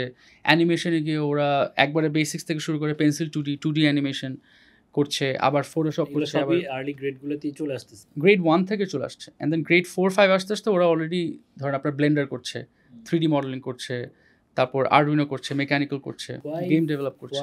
মানে এত আর্লি গ্রেডে এই জিনিসগুলো আপনারা দিতে উৎসাহী হচ্ছে, মানে এইটার কি কোনো স্পেসিফিক রিজন আছে যে বাচ্চাদের এই প্রবলেম সলভিং স্কিলগুলো এই যে বেশি ফ্লারিশ করে অর সামথিং? আমরা ফার্স্ট থেকে যখন শুরু করি, মানে যখন আমাদের ভেন্যুতেই বাচ্চারা এসে শুধু শিখতো, তখন থেকেও আমাদের স্টার্টিং ইয়ার ছিল 8 বছর।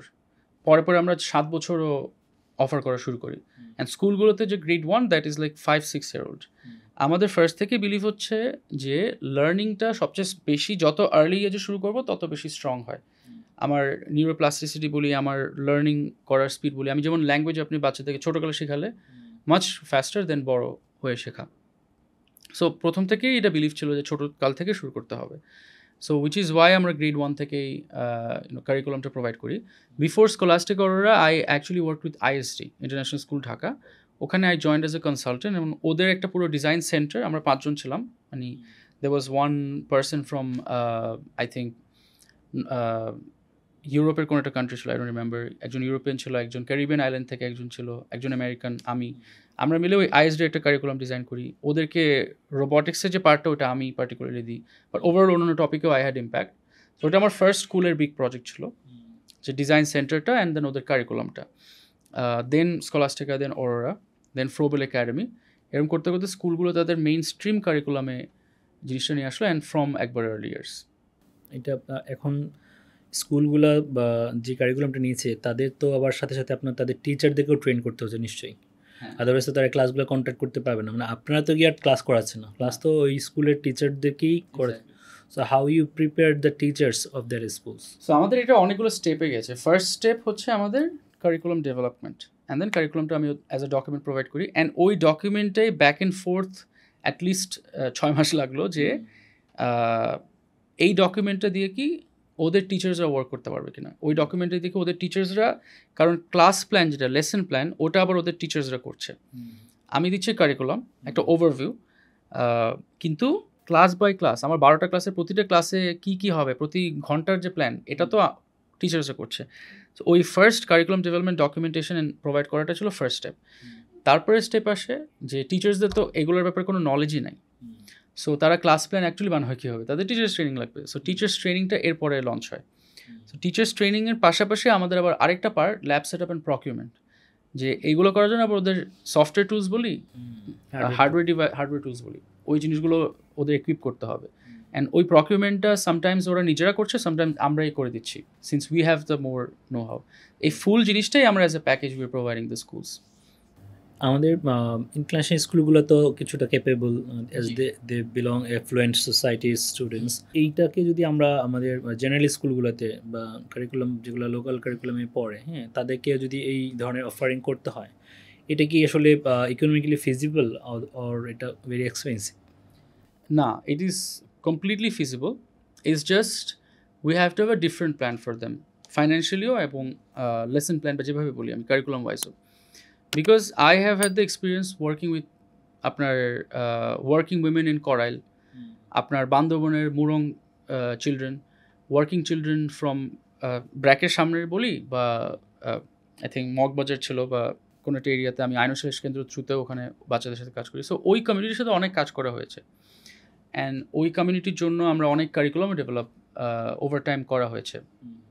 কারেন্টলি আমরা we are also working with আলোকিত হৃদয় একটা কারিকুলাম নিয়ে ওদের স্কুলের সাথেও। সো মানে ওইখানে যেটা হয় সেটা হচ্ছে ইউ ক্যান ট্রান্সফর্ম এনি টুল। আপনি সেটা একবারে ছোট ছোট বাসার জিনিস হোক, সেটা কার্ডবোর্ড পেপার হোক, আর আর্ডিনোর ছোটো ছোটো মোটরগুলো আমি যদি ছোটো ছোটো ইলেকট্রনিক্স আইটেমগুলো চিন্তা করি, অনেক লো প্রাইসে পাওয়া যায়, বিকজ চায়না থেকে যেগুলো আসে ওগুলো অনেক চিপ প্রাইসে পাওয়া যায়।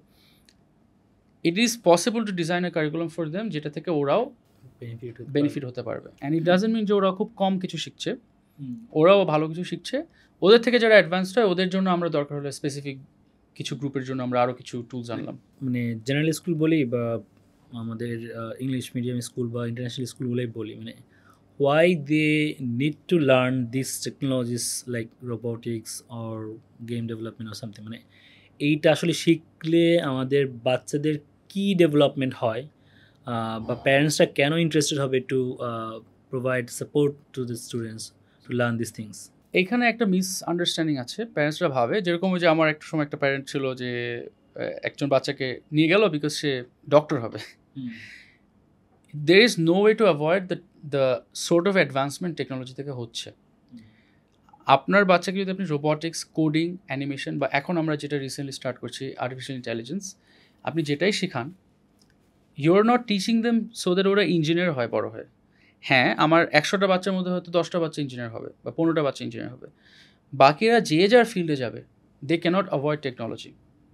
সে যদি মেডিকেল ফিল্ডেও যায়, তার মানে যে অ্যামাউন্ট অফ এআইয়ের কারণে যেই রেভলিউশনগুলো সামনে আসছে মেডিকেল ফিল্ডে, এটা ইনক্রেডিবল। লাইক আপনি রোবোটিক্স বলেন যে ডক্টর এখন সার্জারি করতে পারবে রিমোটলি।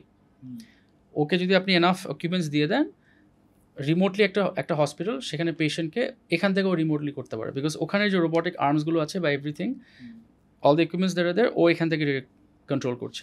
যে ফিল্ডেই যাক না কেন, প্রত্যেকেই কিন্তু তার ফিল্ডে টেকনোলজির একটা মানে এনভায়রনমেন্ট পাবে। সে টিচার হোক, ডক্টর হোক, কিংবা বিজনেসম্যান হোক বা ব্যাংকার হোক, প্রত্যেকটা জায়গায় they will be the users of some sort of technology. But যদি সে আর্লি গ্রেড থেকেই এই ধরনের টেকনোলজি টুলসগুলোর সাথে পরিচিত হয়, প্লাস প্রবলেমটা কীভাবে সলভ করতে এটা জানে, তাহলে সে তার ফিল্ডেও আসলে শাইন করার একটা অপরচুনিটি আছে। এটাই আপনি বলতে চাচ্ছেন? এক্স্যাক্টলি, তার ফিল্ডেও শাইন করতে পারবে। এবং এখানে একটা বড় মেজর জিনিস হচ্ছে, সামনে অনেকেই জবস লুজ করবে। এবং কারা লুজ করবে? যারা হচ্ছে টেকনোলজি শিখে নাই। তাদের গোল ছিল আমি অমুক কোম্পানিতে বা কোনো একটা এমএনসিতে জব করব, অ্যান্ড ওটার জন্য অ্যাকাডেমিকলি ফোকাস করে অনেক ভালো গ্রেডস এনে অন্যান্য জিনিস করে ইন্টারভিউ দিয়ে জবটা পেল।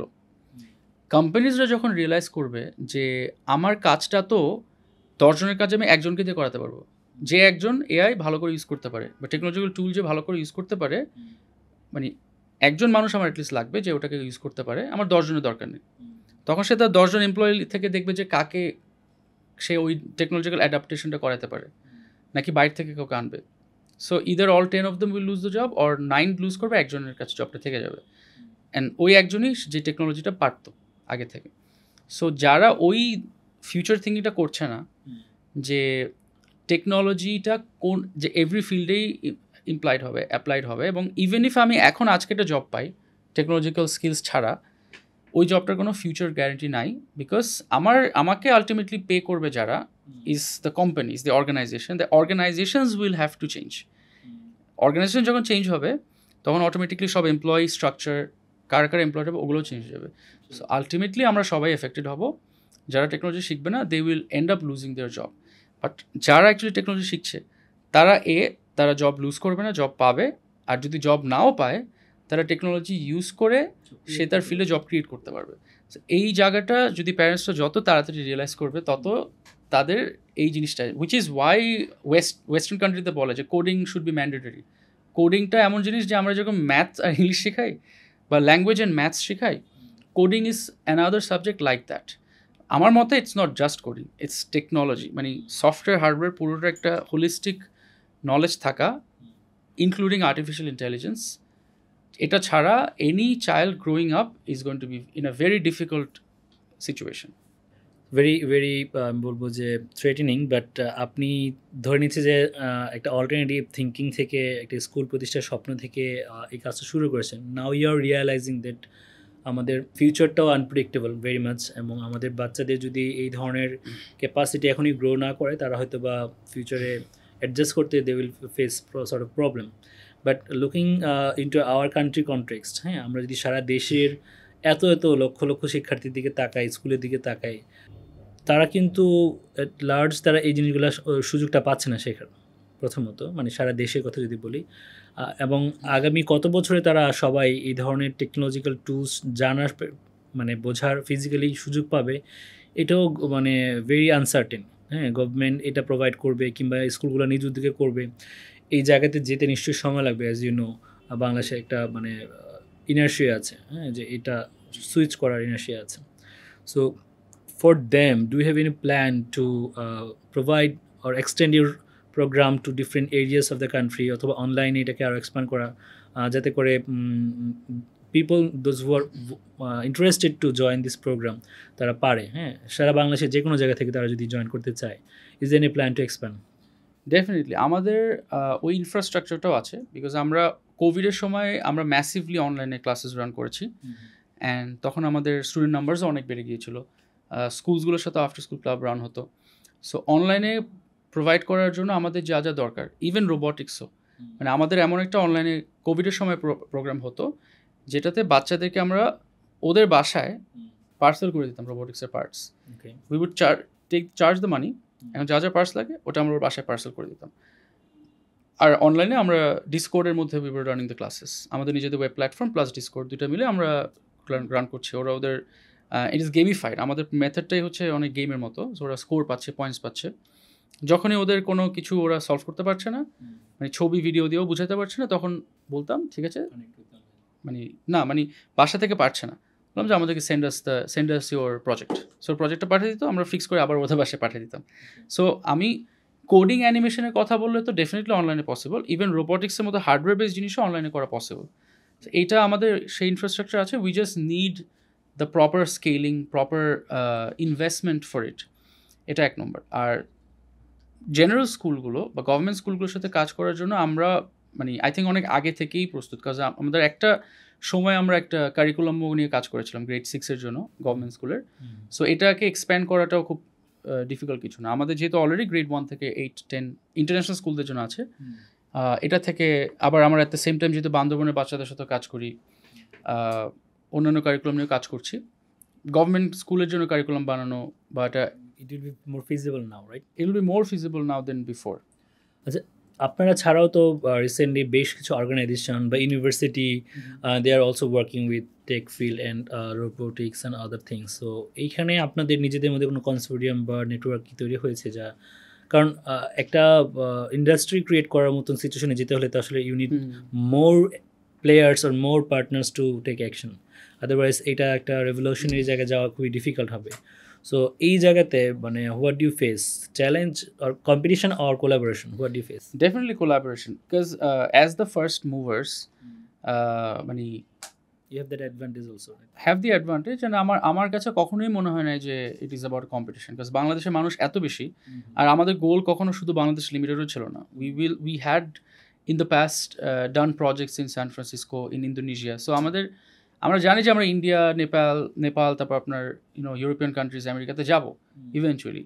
সো মানুষের অভাব নাই, কনজিউমারের অভাব নাই, কাস্টমারের অভাব নেই। So there is no need to compete. একসাথে কনসোর্টিয়াম করে একটা মুভমেন্ট করা, জয়েন্ট ফান্ডিং দিয়ে ক্যাম্পেইন করা, অ্যাওয়ারনেস করা, হ্যাঁ পসিবল। যেমন আপনি যদি দেখেন মার্কেটসগুলোতে, আপনি দেখবেন যে একটা এরিয়াতে মার্কেটে সবাই একই প্রোডাক্ট বিক্রি করতেছে। বাংলাদেশের মার্কেটগুলো এরকম হয় যে নিউ মার্কেটের সব জুতার দোকান এক পাশে বা ফুডের দোকান এক পাশে, ফুড কোর্ট সব একসাথে। ওরা যদি কম্পিটিটিভ হইতো তাহলে তো করতো না। কেন করে? বিকজ ওরা জানে যে কনজিউমার এত, যে আমি যদি জুতার মার্কেটটা চিনাতে পারি সহজে, আমার একটা জুতার দোকান এখানে, একটা জুতার দোকান আরেক জায়গায়, তখন মানুষই কনফিউজ হয়ে যাবে। আমি যদি মানুষকে জেনারেলি চিনাতে পারি যে নিউ মার্কেটের ওই জায়গাতে গেলে জুতা পাওয়া যায়, নিউ মার্কেটে এখানে গেলে হচ্ছে কাপড় পাওয়া যায়, সব দোকানদারে উপকৃত হবে। বিকজ এত কাস্টমার আসবে যে মানে দেন ইটস, হ্যাঁ। So I think we can also think like that, যে আমরা যদি অ্যাকচুয়ালি ওভারঅল মার্কেটটাতে সব জায়গায়, সব স্কুলগুলোকে, সব প্যারেন্টসদেরকে কনভিন্স করতে পারি যে এটা necessary, then let them choose who they want to go to আর কি। রাইট না আপনার ফিজিক্যাল যেই মানে ওয়ার্কশপ আর স্কুলস যেটা আছে, মানে আপনি যেখানে ট্রেন করাচ্ছেন, এটা কোথায়? এটা বনানী 11 নম্বর রোডে। সো আমাদের এখন যে স্পেসটা, ওটা বনানী 11তে আমাদের নিজেদের একটা ফ্লোর আছে ওখানে। আর আমরা রিসেন্টলিও একটা বিগেস্ট অ্যাডভান্সমেন্ট হচ্ছে, we have got an investor finally. So last 1 বছর ধরে ইনভেস্টর দুজন আমাদের সাথে কাজ করছে, একজন জার্মান আর একজন বাংলাদেশি আর কি। So you will probably also know their organization, Soulshare যে কোম্পানিটা আছে। সো Soulshare এর একজন founder is one of the investor. So এই ইনভেস্টমেন্টে কি কাজে আপনি মানে ইউজ? এই ইনভেস্টমেন্টটা আমি ডিজিটালাইজ করছি, ফান্ডিংটা আমি ইউজ করছি আমার মার্কেটিং ক্যাম্পেইনসগুলো করার জন্য, অ্যাওয়ারনেস ক্যাম্পেইনগুলো করার জন্য। বিকজ আই নো যে আমি দ্য মোর স্কুল আমি কনভিন্স করতে পারবো, মোর প্যারেন্টস কনভিন্স করতে পারবো, মোর আমার রিচ বাড়বে, সেলস বাড়বে। তো মার্কেটিং অ্যান্ড সেলসে আমি একটা হিউজ অ্যামাউন্ট করছি, আমার টিম বিল্ডিংয়ে আমি একটু করছি। আর আরেকটা হচ্ছে আমার স্পেসটাও, আমার যে এখন বনানী স্পেসটা, সেটাও আমার নেক্সট 5 years ওটাকে রান করার জন্য আমি মোটামুটি কভার করেছি। সো ওই জায়গাটাতে ইনভেস্ট করে এখন it's really up to our team. আমার টিম কত ভালো, কত এফিশিয়েন্টলি স্কুলগুলোকে রিচ করতে পারে। ধরেন আপনাকে এই মুহূর্তে যদি বাংলাদেশের 8টা বিভাগ থেকে 8 জন ইন্টারেস্টেড ইনভেস্টর কল করে যে আমার বিভাগে আপনি আমাকে আরেকটা টেক একাডেমি ব্রাঞ্চ করে দেন, franchise will be able to provide that support to them? Absolutely, ওটা আমরা পারবো। আমাদের মানে যদি জিনিসটা ফ্র্যাঞ্চাইজি মডেলে হয়, হতে পারে, no problem. We don't have problem with মানে কীভাবে আমরা পার্টনারশিপটা করব, বাট ইম্পর্টেন্ট হচ্ছে কন্ট্রোলটা। যে আমি হয়তো রাজশাহী বিভাগের যিনি আছে ইনভেস্টর, তার ওখানে করে দিচ্ছি, সে ফাইন্যান্স করলো, রিসোর্স দিল, সব কিছুই, কিন্তু it has to B as good age in Dhaka. মানে আমার কোয়ালিটিতে কোনো কম্প্রোমাইজ, কোয়ালিটিতে কম্প্রোমাইজ। যেরকম আমি ম্যাকডোনাল্ডসের একটা দোকান সিঙ্গাপুরে গেলে যেটা পাই, ইউকেতে সেম জিনিসই পাচ্ছি, ওরকম যাতে হয় যে আমার মানে টেস্ট শুড বি সেম। হ্যাঁ, test should be the same. Thank you so much. আমরা অনেক দূর আলোচনা করলাম। আমাদের এই আফটার স্কুল প্রোগ্রামটা এখন ইন স্কুল প্রোগ্রামে রূপান্তরিত হয়েছে। Probably at first you have share যে আপনার একটা ফুল স্কুল করার প্ল্যান ছিল, সম্ভবত একদিন সেটাও হবে ইনশাল্লাহ। তো বাংলাদেশে দরকার আসলে, আমরা ট্রেডিশনালি এডুকেশন নিয়ে যেভাবে ভাবি, ওয়ার্ল্ড তো সেভাবে ভাবছে না, দুনিয়াটা অনেক দূর এগিয়ে যাচ্ছে, এবং টেকনোলজিক্যাল স্পেয়ারে তো বলার অপেক্ষা রাখে না যে কত ধরনের ইনোভেশন, কত ধরনের ডাইভার্সিটি তৈরি হচ্ছে এবং কত ব্রাঞ্চেস তৈরি হয়ে যাচ্ছে। সো এখানে আমাদের আর্লি গ্রেডে যদি বাচ্চাদেরকে এই অপরচুনিটিগুলো দেওয়া যায়, উই হোপ আমাদের মানে যে মিক্সড একটা ন্যাশনাল আইডেন্টিটি, মানে আইডেন্টিটি সেম, বাট আমাদের বাংলাদেশি ন্যাশনালদের মধ্যে ক্রিয়েটিভ থিঙ্কিং ক্যাপাসিটি অনেক high compare to other countries, যেহেতু আমরা সোসাইটিতে নানান ধরনের আসলে সিচুয়েশন ফেস করি। তো এই জন্য আমি যেটা দেখেছি পার্সোনালি, যে প্রবলেম সলভিং স্কিল আমাদের কম্পারেটিভলি বেটার। আমরা অনেক ওয়েতে চিন্তা করতে পারি টু সলভ এ প্রবলেম। তো এই জায়গাতে যদি একটু টেকনোলজিক্যাল মানে এডুকেশনটা আমাদের বাচ্চাদের দেওয়া যায়, নিশ্চিতভাবে আমাদের অন্য সাবজেক্টও কিন্তু তাদের এক্সেল করার সুযোগ হবে। আপনার এক্সপিরিয়েন্স কি? আপনার স্টুডেন্টরা অন্য জায়গায় একাডেমিতে কেমন করছে? Recently I was interviewing some of the school teachers, যাদেরকে আমরা ট্রেনিং করাতাম, এবং ওনারা বাচ্চাদেরকে শেখাচ্ছে লাস্ট 1.5 years ধরে স্কলাস্টিক করাতে। ইভেন দে আর সেইং যে তারা অন্যান্য সাবজেক্টে এক্সেল করছে। অ্যান্ড এখানে ব্যাপারটা আসলে নট এক্স্যাক্টলি অন্যান্য সাবজেক্টে কীভাবে এক্সেল করে, অন্যান্য সাবজেক্টের একাডেমিক পড়াশোনায় যে প্রবলেমটা হয় সেটা হচ্ছে ওই যে বললাম যে ইটস ভেরি এক্সাম সেন্ট্রিক, কিন্তু ওই টপিকটার প্রতি আগ্রহ জাগা, ওই টপিকটা নিজে নিজে শেখা, ওই জিনিসটা খুব বেশি আমাদের এখানে শেখা হচ্ছে। এটা নাম্বার ওয়ান। আর নাম্বার টু হচ্ছে অনেক স্টুডেন্ট আছে যারা একাডেমিকলি ভালো করে না। সো যারা একাডেমিকলি ভালো মানে মোটামুটি করতে ওরা এখন বেটার করছে, অনেক আছে একাডেমিকলি ভালোই করে না, মানে ইন্টারেস্টই নাই। ওই বাচ্চাগুলো দেখা যাচ্ছে ওরা একটা পুরো ডাইভার্ট হয়ে and they are like completely focused on this, এবং ওরা ওদের কনফিডেন্স বাড়ছে। কারণ ওরা এতদিন শুনে আসছে সব টিচার থেকে, প্যারেন্টস থেকে যে they are not good enough, কিন্তু আসলে every child is good enough. এখানে কোনো কার ইন্টারেস্ট এবং ক্যাপাসিটি যে কোথায়, আমরা তো সবাইকে একই ওয়েট মেশিন মাপছি, কিংবা মানে হয়তো বা মাছকে গাছে ওঠার রিকোয়েস্ট করছি বা বানরকে সাঁতরানো। This is true. আমরা অবশ্যই আশা করবো যেটা একাডেমির যে ইনিশিয়েটিভগুলো আছে এগুলো আরও এক্সপ্যান্ড করুক, এবং আমাদের যারা দর্শক আছে, এডকাস্টের যারা নিয়মিত দর্শক, তারা অনেকে শিক্ষক, অনেকে অভিভাবক, অনেকে স্টুডেন্টস, তো তাদের যদি এইখান থেকে কোনো উপকার হয়, প্লাস ফিউচারে আপনার সাথে কানেক্টেড হয়ে, ডেফিনেটলি উইল বি ভেরি বলবো যে প্লিজড। অ্যান্ড আপনার কাজগুলোকে আমরা কিভাবে প্রমোট করতে পারি, let's talk about that also.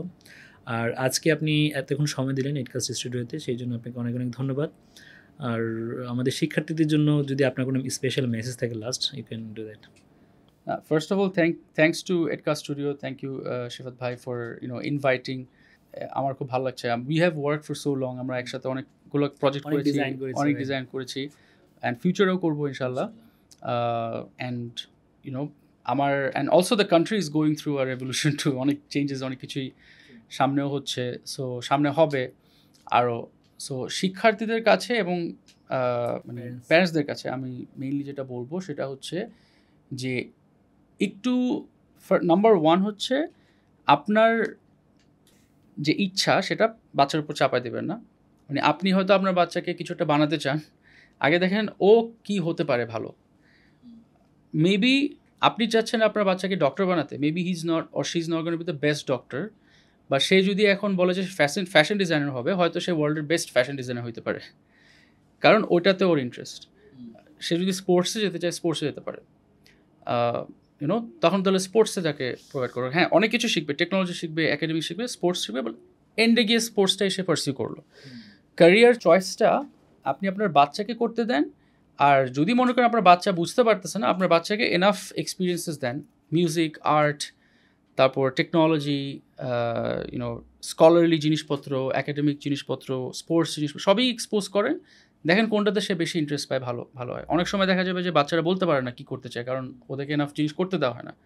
So অনেক কিছু করতে দেন, দেখেন কোথায় বেশি ইন্টারেস্ট, দেন ওইটাতে হচ্ছে ওকে আরও বেশি টাইম দেন, ওকে ইনভেস্ট করেন ওর পিছনে, নাম্বার ওয়ান। নাম্বার টু, ওকে ডেফিনেটলি কনফিডেন্স দিতে হবে। আমি যেটা দেখেছি, একটা মানুষ কখনোই ভালো করতে পারবে না যদি ওর সেলফ কনফিডেন্স, সেলফ এস্টিম লো থাকে।